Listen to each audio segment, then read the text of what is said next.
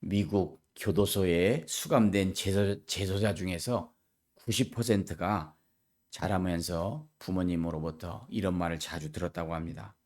너 같은 녀석은 결국 교도소에 갈 거야. 이처럼 아이들에게 어른이 내뱉는 말은 곧 예언이 되는 것입니다. 또 신창원 같은 그 신창원이라고 유명한 강도가 있었죠. 이 아버지가 어린 시절에 소년원에 얘를 데리고 소년원에 집어넣어 버렸어요. 소년원에 가면은 거기서 교도될까봐. 여러분, 교도소라든지 감옥은 거기서 교도되는 것이 아니에요. 더 악한 짓을 배워요. 옆에 있는 수감생들이 너는 어떻게 이렇게 감옥에 들어왔어? 그러면 이렇게 해야지. 그렇게 했으면은 안 잡혔을 텐데 이렇게 가르쳐 준다는 거예요. 또 하버드 대학에서 연구한 결과 한 아이가 태어나서 5살까지 주변의 사람들로부터 야단과 질책을 최소한 4만 번 이상 듣는다고 해요. 안 돼. 하지 마. 만지지 마. 넌 누굴 닮았니? 이런 부정적인 말을 들으면서 자란다는 거예요. 이 부정적인 말을 많이 듣고 자라면 아이가 바로 자랄 수가 없어요. 그런데 이스라엘은 아이가 아주 어렸을 때부터 네, 할 수 있어요를 앵무새처럼 따라하게 한다는 거예요. 70억 인구 중에 0.25%밖에 되지 않는 이스라엘이 세계 최고의 석학들을 배출하여 노벨상을 많이 받았습니다. 우리나라는 OECD 회원국 중에서 연속으로 10년 이상 자살률이 1위입니다. 그런데 우리가 무심코 하는 말 중에 죽겠다는 말이 많아요. 배고파 죽겠다. 배 아파 죽겠다. 차라리 죽는 게 낫다. 무자식이 상팔자다. 그때 죽었어야 했는데 나가 죽어라. 이런 말을 많이 하니까 우리나라에서 자살률이 1위가 되는 거예요. 어떤 사람의 글을 읽어보니까 우리나라가 망한다면 언어 때문일 것이다. 죽어라, 죽는다. 이런 예를 많이 하니까. 그런데 또 어떤 사람의 글을 보니까 이렇게 나쁜 말을 많이 하는데 이 엄마들이 아이가 이제 코를 풀 때 흥해라 그래서 우리나라가 흥한다는 그런 우스갯소리도 있어요. 언어 때문에 망할 것 같은 나라는 미국입니다. 미국은 욕이 예수님과 하나님 이름을 다 넣어서 욕이에요. 지저스 크라이스트를 세게 발음하면 그게 욕이에요. 1983년 장신대 김중훈 교수님이 유학을 마치고 돌아와서 체프실에서 설교하시면서 말씀을 전할 때 제가 분명히 기억해요. 미국은 곧 망한다. 왜? 예수님과 하나님의 이름을 이렇게 섞어서 욕을 하기 때문에 미국은 곧 망한다. 이렇게 말씀을 했어요. 자, 사람과 동물이 다른 점이 있다면 무엇입니까? 언어입니다. 언어. 동물들은 사람처럼 말로 힘을 주거나 말로 상처를 주지 않아요. 강아지들이 말을 해가지고 힘을 줍니까? 새들이 서로 친구에게 힘을 줘서 말로 힘을 줍니까? 아니면 새들이 말하면서 말로 상처를 줍니까? 그렇지 않잖아요. 사람만 그래요. 최근에 어떤 분이 의사 집안으로 시집을 갔는데 이분의 학력이 고졸이에요. 고졸. 그랬더니 시집 식구들이 너는 고졸이야, 고졸이라. 이렇게 또 명절 때 그런 얘기를 들으니까 지금 심각하게 이혼을 결심하고 있었어요. 이런 언어뿐만이 아니라 인터넷의 그 악플 그런 걸로 인해서 사람이 목숨을 끊는 그런 일들이 많습니다. 특히 연예인들이 그 악플을 견디다 못해서 이렇게 스스로 삶을 마감하는 그런 일이 많은데 살고 죽는 것이 이렇게 언어에 있습니다. 자, 하나님께서는 천지를 말씀으로 창조하셨어요. 말씀의 힘이 있습니다. 말씀. 그리고 사람에게도 이 말씀의 힘을 주어서 우리 언어의 힘을 주어서 사람이 말한 대로 되는 법칙이 있어요. 그 성경에는 혀를 조심하라. 특히 잠언과 야고보서에서는 혀를 조심하라는 말씀을 많이 합니다. 주보의 말씀 한번 보겠습니다. 잠언 10장 19절에 보면 말이 많으면 허물을 면하기 어려우나 그 입술을 제어하는 자는 지혜가 있느니라. 제가 이제 최근에 보니까 우리 친구 목사님들이 이렇게 모였을 때도 늘 자신이 주도자가 되려고 말을 많이 하는 사람이 있어요. 그런데 좀 이렇게 영성 훈련을 많이 하고 있는 사람은 진중하게 가만히 앉아서 듣고 묻는 것만 대답을 하더라고요. 그런데 말이 많으면 꼭 허물을 면하기 어려워요. 잠언 18장 21절에는 죽고 사는 것이 혀의 힘에 달렸다. 죽고 사는 것이 혀의 힘에 달렸어요. 혀를 쓰기 좋아하는 자는 혀의 열매를 먹으리라. 박찬호 선수가 메이저리그에서 활동할 때 휴스턴 애스트로스에 호세 리마라는 사람이 있었어요. 이 사람은 투수가 1년에 20승을 올렸어요. 대투수의 조건이 1년에 20승을 올리는 거예요. 20승. 박찬호 선수도 18승밖에 못했기 때문에 20승을 못했죠. 이 호세 리마는 1년에 20승을 거둔 그런 대투수니까 얼마나 공을 잘 던지는 사람이. 그런데 그 휴스턴 애스트로스가 구장을 좁혔어요. 펜스를 앞으로 좀 옮기니까 어떤 일이 생깁니까? 그냥 맞아서 안타될 게 홈런이 되는 거예요. 이 호세 리마가 무슨 말을 했냐면 이제 빌어먹을 이제 이기기는 글렀네. 이 말을 딱 하는 순간 이 사람은 평범한 투수가 돼서 박찬호보다 별 볼 일 없는 투수가 되었어요. 여러분 잊지 마십시오. 사느냐 죽느냐 혀에 달렸어요. 살고 죽는 것이 혀에 달렸어요. 이건 제 말이 아니라 성경 말씀이 잠언 18장 21절 죽고 사는 것이 혀의 힘에 달렸다.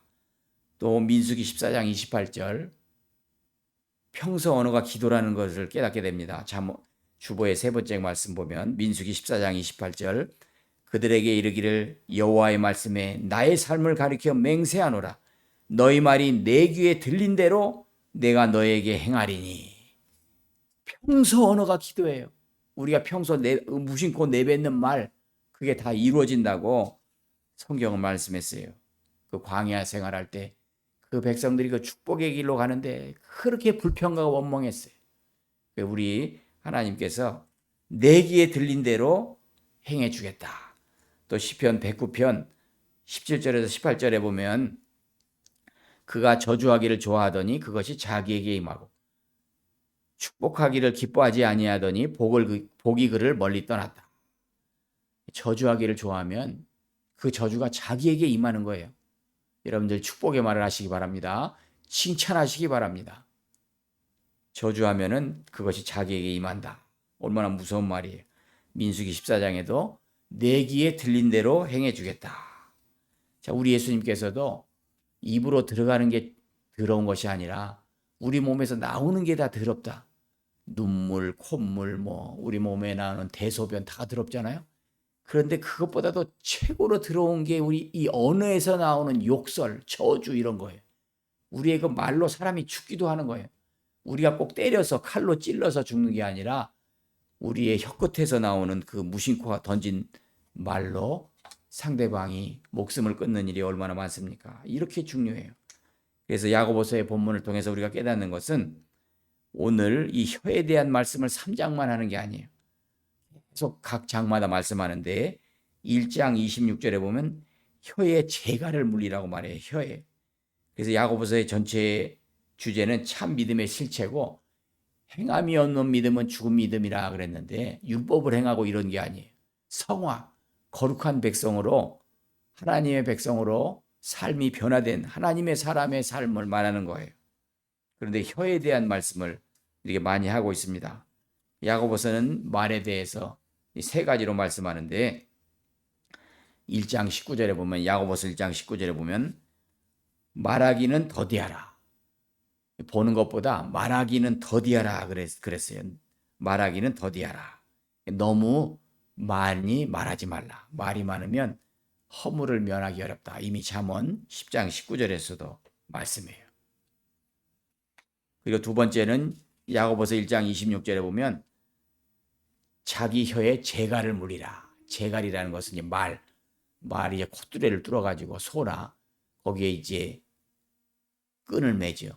그러면 자기 멋대로 막 생활해야 되는데 이 소가 얼마나 힘이 세요. 그걸 하지 않으면 아무데나 막 들이받고 그래요. 말도 그렇죠. 뒷발질해서 사람을 죽일 수도 있고 하는데 그걸 딱 물려놓으면 꼼짝을 못하는 거예요. 그런 것처럼 이 혀에도 재갈을 먹이라 그러는 거죠. 은성 출판사에서 출간된 사막 교부들의 삶이 있어요. 그 책을 읽어보면 수도사 아가톤이라는 사람이 있었는데 이 사람이 이런 말합니다. 혀를 절제하지 못하는 것만큼 나쁜 것은 없다. 그것은 모든 정욕의 어미이다. 혀가 정욕의 어미다. 이런 생각을 못했잖아요. 뭐 우리 정욕이 몸에서 이렇게 나오는 거지. 그런데 그게 아니라 이 혀가 정욕의 어미예요. 보니까 내가 뭘 먹고 싶다. 내가 뭐 하고 싶다. 그거를 이렇게 따라가는 거예요. 보니까 우리 혜린이도 보니까 마라탕 사 먹더라고요. 그다음에 요즘 나오는 그 두바이 초콜릿 먹고 싶다. 그럼 그걸 꼭 사더라고요. 그러니까 이 아가톤이 말한 것처럼 혀를 절제하는 거. 이 혀. 모든 정욕의 어미이다. 근데 이 아가톤은 훌륭한 점이 뭐냐면 나는 한 번도 다른 사람에 대한 불평을 지닌 채 잠자리에 든 적이 없고 또 할 수 있는 한 다른 사람이 나 때문에 불평을 지닌 채 잠들지 않게 했다. 그래요. 그러면서 이 사람은 3년 동안 입에 돌을 물고 살면서 마침내 이 침묵하는 법을 배웠어요. 사실 개혁교회에서는 이 침묵이 신학화되면은 위험해요. 이 침묵이 하나의 신앙이라든지 그런 건 아니지만 이 정도로 입에 돌을 물면서 훈련을 했다는 걸 우리가 본받아야 되죠. 사실 보면 우리 개신교 성도들 모이면 그렇게 말들이 많아, 말들. 그죠? 말들이 많아요, 말이 많으면 허물을 면하기 어렵다. 그 야고보서는 혀에 대해서 말씀할 때 야고보서 2장 12절에 보면 심판받을 자처럼 말하라. 심판받을 자. 막 죽는 순간에 막 수다 떨고 그런 사람이 어디 있어요? 하나님 앞에서 심판받는 사람처럼 말하라. 이렇게 말씀하죠. 그래서 오늘 보면 이 혀에 대해서 또 말씀하지만 자, 말에 실수가 없는 사람은 온전한 사람이에요. 그래서 온전한 사람이 무엇이냐? 뭐 율법을 행하고 그런 사람이 아니라 말에 실수가 없으면 이게 온전한 사람이에요. 그리고 우리가 말들의 입에 여기서 말은 호스, 그 소나 말할 때 그 말이에요. 재갈 물리는 것처럼 우리가 이렇게 재갈을 물리고 순종하라는 거예요. 그래서 큰 배가 있는데 키로 그걸 방향을 움직이지 않느냐. 그러니까 우리 몸의 언어가 이 키와 같다는 거예요. 우리가 이 언어가 이렇게 중요합니다. 그래서 또 혀가 이렇게 중요한 지체인데 아주 작지만 불날 때도 작은 불씨가 큰 불을 일으키는 것처럼 또 이 혀가 우리 지체 중에서 온몸을 불사르고 더럽히고 이렇게 된다는 거예요. 그래서 여러 종류의 짐승과 새와 벌레와 바다와 생물은 다 사람이 길들일 수 있는데 혀는 능히 길들일 수가 없어요. 쉬지 않은 악이요 죽이는 독이 가득하다. 그래서 우리가 이것으로 아버지를 찬송하고 또 이것으로 형제를 저주하니까 이게 마땅치 않다는 거예요.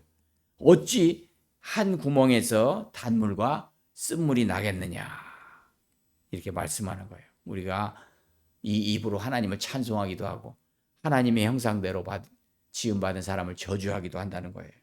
그래서 이 혀를 잘 절제하는 사람이 온전한 사람인 거예요. 이걸 잊지 마시기 바랍니다. 히브리서 13장 15절에 보면 그러므로 우리는 예수로 말미암아 항상 찬송의 제사를 하나님께 드리자. 이는 그 이름을 증언하는 입술의 열매니라. 중랑구에 영색교회가 있습니다. 김종수 목사님. 그는 우리가 평소에 하는 이 방언이 아니라 사랑의 천국 방언을 가르쳐 줬어요. 사랑의 천국 방언이 다른 게 아니에요. 고맙습니다. 감사합니다. 미안합니다. 반갑습니다. 사랑합니다. 잘했습니다. 믿겠습니다. 괜찮습니다. 다 모르고 그랬는 걸 나 때문입니다. 이게 사랑의 천국 방언이라는 거예요. 우리 언어 속에 이런 말을 많이 해야 돼. 많이. 이 우리가 사느냐 죽느냐 혀의 권세에 달렸어요. 오늘 분명히 성경은 민수기에 내 귀에 들린 대로 행해 주겠다고 하지 않았습니까? 우리가 말한 대로 되는 거예요. 말한 대로. 이것을 잊지 마시기 바랍니다. 그러기 위해서는 내 입술을 누가 주장해야 돼요? 성령이 나를 주장해야 돼요. 성령이 나를 인쳐야 돼요. 내 입술에 할례를 받아야 되는 거예요.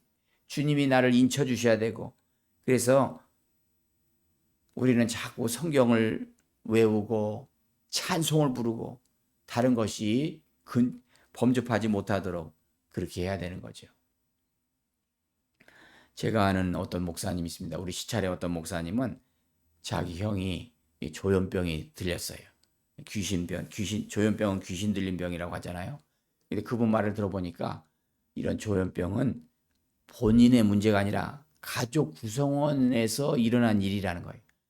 가족들이 자꾸 막 욕을 하고 저주하고 그러면 그런 병이 걸린다는 거예요. 그래서 그 조현병을 치료할 때 가족이 같이 자꾸 말씀을 읽고 함께 찬송하고 이 언어가 바뀌어져야지 빨리 낫는다는 거예요.